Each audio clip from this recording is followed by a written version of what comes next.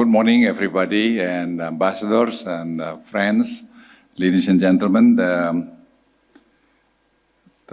They asked me to present this Indonesian economic transformation, navigating global uncertainty to achieve the Golden Indonesia in 2045. Let me share to you some of my slides. I think with these resources, Indonesia has the potential to become fourth largest economy in the world by 2045. And if you look at this slide, I think you can see the size of Indonesia.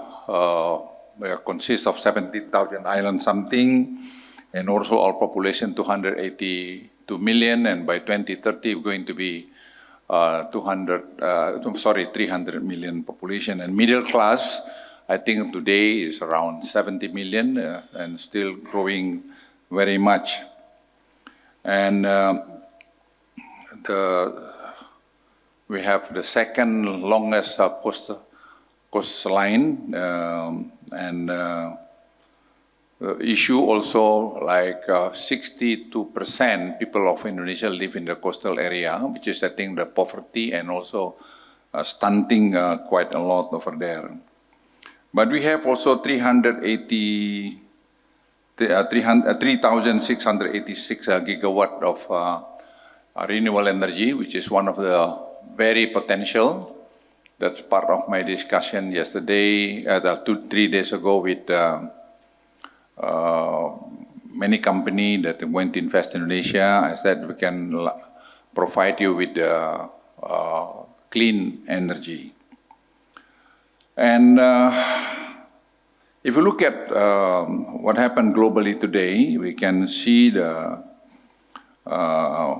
effort to accelerate the economy are faced with the several global risks. I think global risks is, if I may pinpoint directly to the Middle East, in Gaza area, there are a lot of unpredictable over there. You know, I've been discussed this with many friends. How do we handle over there? But Indonesia look at now from the humanitarian issue. So maybe soon Indonesia going to propose what do you call it, humanitarian pause. You know, so because number of people get killed in Gaza also time to time hike very much. Now, increasing uncertainty in the global economy, I think the impact you can see on the slide.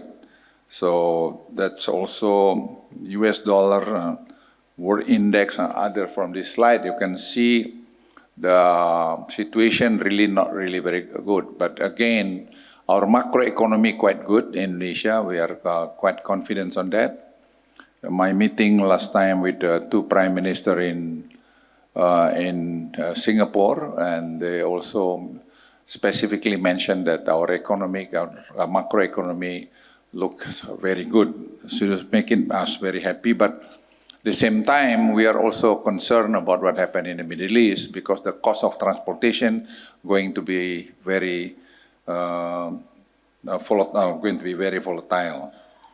Now, if despite of global challenges, Indonesian economic stability is maintained, like I mentioned to you earlier. If you look at this data here, I think exchange rate of rupiah, although we are today 16,000 something, we are still better compared to some other countries. About the inflation, we are still able to manage the inflation around 3%, and we're still very confident that this inflation we can maintain till end of this year. But again, situation in Gaza could impact a lot, you know, because the transportation cost is going to be up because I have to reroute the shipment to Indonesia about energy and also about food. So if you look at now in external resilience is still maintained, and if you look at the last 47 consecutive months, we are still positive export, which is I think never happened in the history of Indonesia. So this is I think makes us quite confident, quite happy, and although Economic in China also not as good as we expected, but we are still able to maintain this export. Indonesia trade balance also looks good, and Indonesian current account also slightly negative, but still manageable. So again, never happened like this before. Why it happened? Again, efficiency through digital. This is, I think, very important. If you look at now the e-catalog, all the state budget, government procurement, the 141 billion US dollars, all those things now go through e-catalog. So less and less corruption and more efficiency, I think like 40%. So this is, I think, bring Indonesia to more competitive, much more competitive compared to some times ago. Soon, we're going to have a GovTech. I think I'm in charge of this by end of this year. All the 27,000 apps that we have within the ministry and institution, we put only one. So that also can save a lot. And also we're going to have one single digital ID, just I think bring again efficiency. I give you example, like subsidy for the farmers, fertilizer, 30 trillion US dollar. Used to be, we don't know how do we, give it to the farmers. But today, with the single digital ID, then we can transfer the cash to the direct to the person, and then they can buy their fertilizer from e-catalog. So within 6 months time, you can see it's going to happen like this. So it's again, at the time, nobody want to do this one, but President Jokowi give the instruction to me that we have to do it, and I said, yes, Pa, we have to do it, and well, make us dare to do this one, because I remember because of the COVID, you remember maybe the Peduli Lindungi, that we learned at the time that Indonesia can do it. So we have around 400 young people of Indonesia apply to join to this task force, and they are basically who make this thing happen. So we fix here, make it improvisation here, on innovation here and there, and then that's the result. This is really unbelievable. So I asked some of them, the 400 people, young people of Indonesia, why do you want to join this? And they said, we look at some hope here, and that's why we joined. So that's, I think, really encouraging us that we can make this country become better and better in the near future. Ladies and gentlemen, strong economic growth supported by stable investment climate and strong manufacturing sectors. This one also very important. Soon we're going to launch Starlink in Indonesia, and I think this is very beautiful because a lot of blind spot around the country. So this is good for two things. Number one, health. Number two, also about our security. So health, we can allow access to the very rural area with this Starlink. Starlink, we sign all the agreement and all the license. The Starlink already get it, and officially we're going to launch anytime within 2 weeks' time from now. So I'm very happy with this, and I think Elon also very happy. I talked to him 3 days ago, and we can do something. We got not announced yet officially. I think we're going to announce soon in Bali. And if you look at also the sound and sustainable fiscal sector, low deficit and debt ratio compared to many countries. Our debt ratio is like 38 point something % to GDP, which is, I think, very low compared to some other countries. So this is making Indonesia also very prudent in the same time, but we'll manage the fiscal and also monetary, make it balanced. And yeah, again, I believe this would happen because of the downstreaming industry moving well, and we build the ecosystem, which has never happened also in the history of Indonesia. So we are not only downstreaming, but we build the ecosystem. So soon we're going to produce our own lithium battery, and we have also recycling the lithium battery. And like today, our collaboration with India very close on the seaweed industry. We learn from India very much. We send our team to have a look what happened in India, and we do some research together, and we're going to scale up this very quick, because we believe, again, seaweed could help a lot of our people who live on the coastal area, so that we can reduce also poverty and stunting on the coastal area. Now, nickel downstream policy is one of the keys to a strong manufacturing sectors. And used to be we export their nickel ore like 98% to China. Let me repeat, we export 98% to China, but we don't want to do that anymore. And we said, I told my friend in the US, and then we banned, and then we asked them to invest in Indonesia, and they did. So today, we invite anybody who wants to invest in Indonesia, because we don't want to export raw material anymore. We like to see the downstreaming. So we're going to do it with tin, silica, because the silica is a material for solar panel, and we're ongoing right now also investment in this area. So we going to have our own SMA Unggul, which is the special high school, in order to prepare young people of Indonesia to enter a top university globally. President-elect also discussed with me about this, and we already planned for that. And we link also to the luncheon, free luncheon in some area. So we hope by 2029, we can have around 3,600 young people, creme de la creme young people of Indonesia.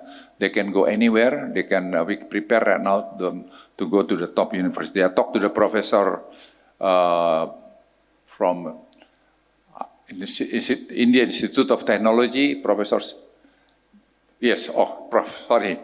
So maybe some of them can enter IIT.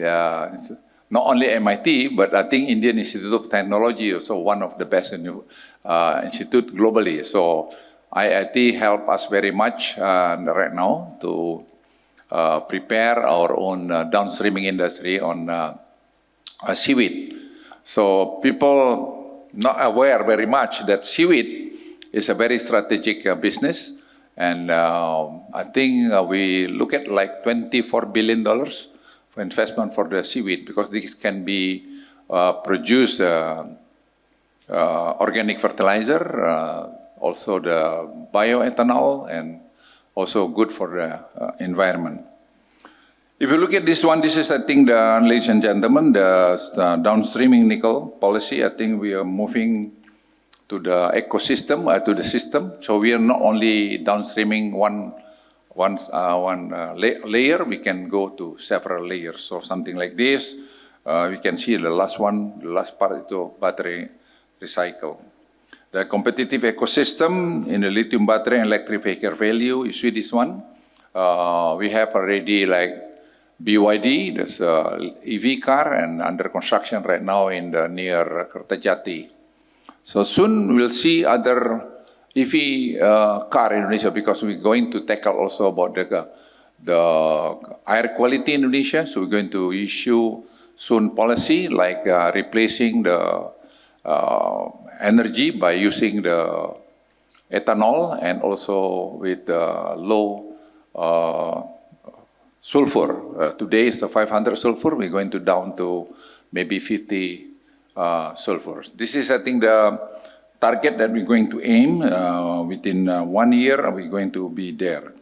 And we have a geothermal power, like I mentioned earlier. We have a potential lot, and as well as hydropower. So there are so many good things in Indonesia, and we have a carbon capture storage. We are maybe the largest in the world, and we are working very much with Exxon and Chevron. And right now we negotiate already with Singapore and some other countries to inject the CO2 to this carbon capture storage. Now, this, if I may go to the other or example, export, for instance, you can see this one. And if you look at, next slide, please. Yeah, look at this one. If you look at the red dot, there are so many thing that we can do from just from the stainless steel. The red dot is a stainless steel. From stainless steel, we can do a lot of downstreaming ongoing. So even like a fork, knife, pharmaceutical, others. So we can do from that. So Indonesia is going to be one of the best on this one, and I believe again our economy can move 6%, 7% within 5 years' time, because efficiency also very much a source of revenue also a lot, because like palm oil, this is we don't know how many hectares do we have before. Finally, we discover we have like 16 million hectares, So if you tax 6 million hectares properly, then we can make a huge revenue to the government, and tax ratio also going to be much better than what we have today. This is seaweed that can be processed into biostimulant. I think this been working with the last 2 years with India, and we are very happy with this. And this is also connectivity, and the last decade, I think we improved a lot. And government also focused on regulation and procedure for ease of doing business. Now, I discovered the last 10 years when been working with the government, the problem basically created by our own people. We create regulation against our interests. So we fixed this one. I fixed a lot of this. I said, why do you have this regulation? Why do you have this minister regulation against your policy? So that's, I think, the problem. So when we put it through the digitalization, then we understand this one. I give you an example, like yesterday meeting, I have 4 meetings yesterday. I said, no, we have to change this regulation, and we did. Because we have right to do so as long as do it proper way. And we do it have to be very fast, and as long as no conflict of interest, let me repeat, as long as no conflict of interest, we just do it. And I experience now, I don't know how many regulation already we make to adjust to the interest of Indonesia. I give you an example like family office. We don't have family office. While a lot of family office purpose today, like in Singapore, Hong Kong, they have a lot of family office. Like in Singapore, they have 1,500 family office. They can collect like $1.6 trillion US. Here, we don't have. So now we are ongoing to do this, because as long as benefit for the people of Indonesia, let's do it. That's, I think, the spirit of the government of Indonesia today. So our relation, for instance, with India, I think too little. We have to do it more, because India, I think, very leading on the IT. Why don't we also do joint study with India? Something like this, I think, very important to follow up. Not only talking too much. I'm very pragmatic to look at. Have a look at this one. We look at the big picture, then we slice this one, make it to the simple one. And integration on digitalization government system, I think if you look at this slide, it's not easy. I'm telling you, I can tell you not easy, but we are moving. We are moving. Because I said to the president, if you don't dare to replace some people who doesn't agree with this one, not going to move. So we have to replace people who doesn't agree, who disagree to these ideas. This is also carry out the government digitalization public service too. This is, I think, transparent, reliable, and accurate. This one, I think, ongoing right now. And I have a target by end of this year, GovTech going to be in place. And encourage to increase state revenue contribution to non-tax revenue. Continuous increase even though the commodity price fall. This is, I think, very important. Again, efficiency, transparency is very, very important. So I can give you my promise that this is the objective of the government of Indonesia. To President-elect also, I said, don't bring toxic people to your administration because it's going to hurt us very much, And I'm strong belief that the President-elect can do also a lot of things to bring this country better in the near future. And digitalization, the opportunity to commit corruption is lower. I mentioned to you already, and focus on effort to improve human capital research. I mentioned to you, this is, I think, very important. We learn also from India, we learn from China, we have a good connectivity with other countries, and also joint research with, for instance, Beijing Genomic Institute to see to genome the horticultura, so then we get the best of the best seed of the potatoes, for instance, onion. So in order to give the better supply to the people of Indonesia. Conclusion, through consistent and sustainable development effort vision, this is, I think, we believe our GDP per capita can go up to 30,000 from 5,000 US dollar by 2030, and also reducing inequality. This is very important. I think, ladies and gentlemen, you don't aware that we have like 74,000 something villages around the country. That every village has 1 point something billion rupiah per year. So this is the thing to make the economy in this within the village moving. Never happened before. Again, the history of Indonesia. Then we understand this is very important. So this make equality also happening in this country today. And the other, we are targeting also the air quality in Jakarta. Within 2-3 years, we can take, we can see much better than today. Like I mentioned to you, the fastest way is to improve the quality of our gasoline. So from what happened today to Euro 4 and Euro 5. And that's number one. Number two is using EV more and more. So I believe, again, within, and then also the industry, if they have a pollution, they have their own power plant, they have to put a scrubber to control the pollution. And if you don't, we're going to penalty this company. So that's, I think, my briefing to all of you. As again, I'm pretty confident Indonesia is going to be much better in the future, especially with what happened today with the digital program.